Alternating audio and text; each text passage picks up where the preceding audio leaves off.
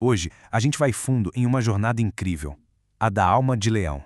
Uma viagem que vai da soberania do ego até o verdadeiro domínio do coração. Essa é a grande questão, né? A gente vai mergulhar fundo na jornada espiritual de Leão, explorando justamente essa tensão, essa batalha constante entre o seu ego, que é super poderoso, e aquele chamado mais profundo da alma. Então bora começar do começo. Para a gente entender Leão de verdade, a gente precisa primeiro sacar o poder que já nasce com ele. É o que na tradição mística da Cábala se chama de Mazal, ou seja, a sua influência astrológica. Bem no centro da identidade de Leão está ele, o Sol. A fonte de toda a luz, de toda a energia, é o que define a sua essência. Não tem como fugir disso. E essa influência solar toda dá a ele uma natureza assim super ambiciosa, corajosa, sabe? Sempre com o olho na vitória. E o seu domínio, o coração, simboliza justamente essa força que move a vida. Isso cria, claro, um impulso muito forte para a liderança, para se expressar. É quase uma necessidade vital de ser o centro do seu próprio universo. Mas é exatamente aqui que a jornada do herói começa de verdade, com aquele desafio gigantesco que vem junto com um poder tão imenso. O maior conflito para Leão, sem dúvida, é a sombra que a sua própria luz, tão brilhante, acaba projetando. E aqui, a alma de Leão chega numa encruzilhada. Tem dois caminhos: se tornar um líder generoso que ilumina todo mundo ou virar um tirano, totalmente dominado pelo ego. Os verdadeiros inimigos nessa jornada não estão do lado de fora. São forças internas que ameaçam corromper toda a nobreza que Leão carrega. E é esse desafio que se torna o chamado para a aventura. É o que a Cabal define como a missão única da alma, ou como a gente chama, o Tikkun. Mas olha que interessante, Tikkun não é sobre consertar algo que está quebrado.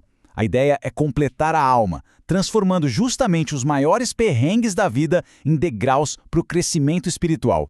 Para Leão, a jornada inteira se resume a essa troca fundamental: deixar de lado a necessidade dos aplausos de fora para encontrar a verdadeira força que existe dentro. E esse caminho do Tikkun, ele não é só teoria não. Ele exige que Leão enfrente desafios bem reais, bem concretos no dia a dia. Esses 5 desafios formam um mapa do tesouro para a coroação espiritual de Leão. Vamos dar uma olhada em como cada um desses passos funciona na prática. O primeiro desafio já pede uma mudança radical de postura. É sair do modo falar e entrar no modo ouvir. É trocar a vontade de se impor pela arte de observar. É aprender a escutar o que o universo tem a dizer. Aqui, a coragem imensa de Leão, que todo mundo conhece, precisa ser apontada para dentro. A luta agora é contra o orgulho, contra a arrogância, para encontrar o que é a verdadeira justiça.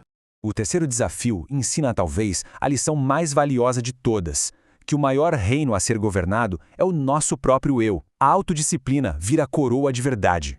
Nesse ponto, os relacionamentos mudam completamente. Eles deixam de ser um palco para autoafirmação e se transformam numa fonte de luz compartilhada, de crescimento para todo mundo envolvido. E o desafio final? Bom, esse é um salto de fé.